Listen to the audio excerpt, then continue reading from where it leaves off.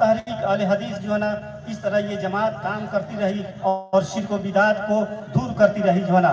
اس کے بعد میں یہ جماعت جو ہے نا آج بھی ماشاء اللہ جو ہے یہ پورے ہندوستان میں یہ کام کر رہی ہے. اور یہ جو ہے نا بڑے بڑے مدارس جو مدرسہ سلفیہ بنارس میں ہے، دربھنگا میں ہے، مئوناتھ بھنجن میں ہے، ہندوستان میں جال پھیلا ہوا ہے. اور یہ مدارس جو ہے نا جہاں قرآن و حدیث کی روشنی دی جا رہی ہے، اس روشنی میں جو ہے نا بچوں کو بتایا جاتا ہے کہ قرآن ہمارا کیا کہتا ہے، ہمارا حدیث کیا کہتا ہے، جو ہے نا صحیح چیز کیا ہے، غلط کیا چیز ہے. اسی لیے یہ اہل حدیث کی بستی ہے، یہاں بھی لوگ شرک بدعت ہوتے تھے.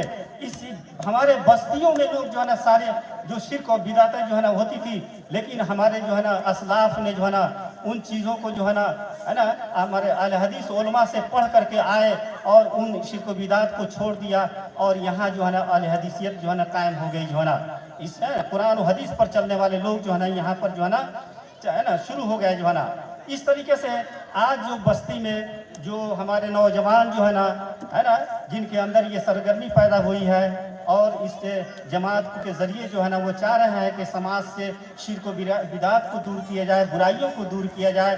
ہم جو غیر مسلموں کی بہت ساری چیزوں کو، رسم و رواج کو اپنا لیا ہے، شادی بیاہ سے لے کر کے اپنے زندگی کے میدان میں جو ہے نا ہمارے عقیدے خراب ہو گئے ہیں.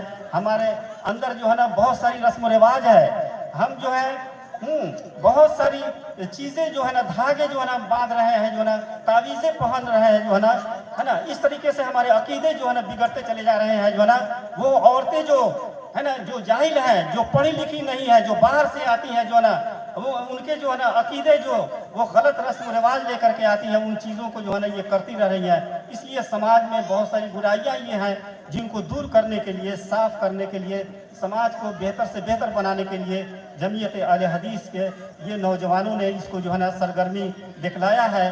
اور ہمارے ہے نا اس میں بہت سارے جو ہمارے ساتھی ہیں، جیسے مولانا علاء الدین صاحب، عابد صاحب، اور جو ہے نا ہمارے یہ ثاقب کلام صاحب جو ہے نا یہ لوگ بہت ہی سرگرمی سے اس میں حصہ لے رہے ہیں. جو ہے نا انشاءاللہ اسی طریقے سے اگر یہ چیزیں جو ہے نا لوگ عوام کے سامنے پیش کی جاتی رہی تو انشاءاللہ جو ہے نا سماج سے یہ سب برائیاں دور ہوں گی. جو ہے نا اس لیے جب آپ جو ہے قرآن و حدیث پر چلیں گے تبھی آپ کی زندگی بدل سکتی ہے، اس دنیا میں آپ کامیاب ہو سکتے ہیں. جو ہے نا نہیں صحابہ وہ کون تھے؟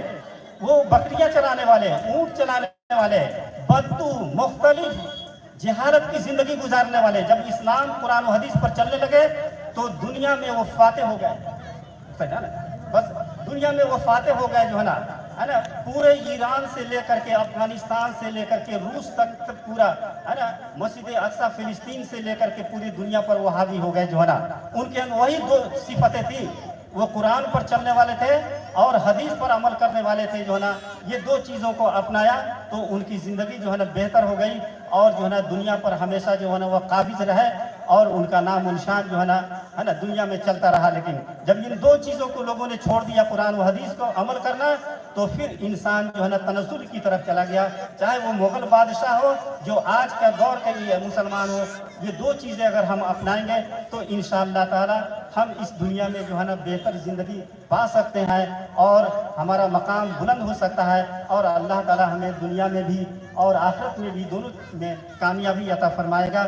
اللہ تعالیٰ سے دعا ہے کہ اللہ تعالیٰ ہم لوگوں کو قرآن و حدیث پر، صحیح عقیدے پر چلنے کی توفیق عطا فرمائے. وآخر دعوانا ان الحمدللہ رب العالمین.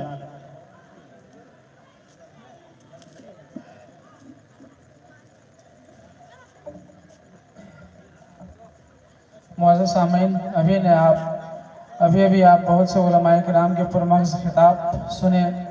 اللہ رب العالمین سے دعا ہے کہ اللہ رب العالمین ہم تمام لوگوں کو کتاب و سنت کے مطابق عمل کرنے کی توفیق عطا فرمائے.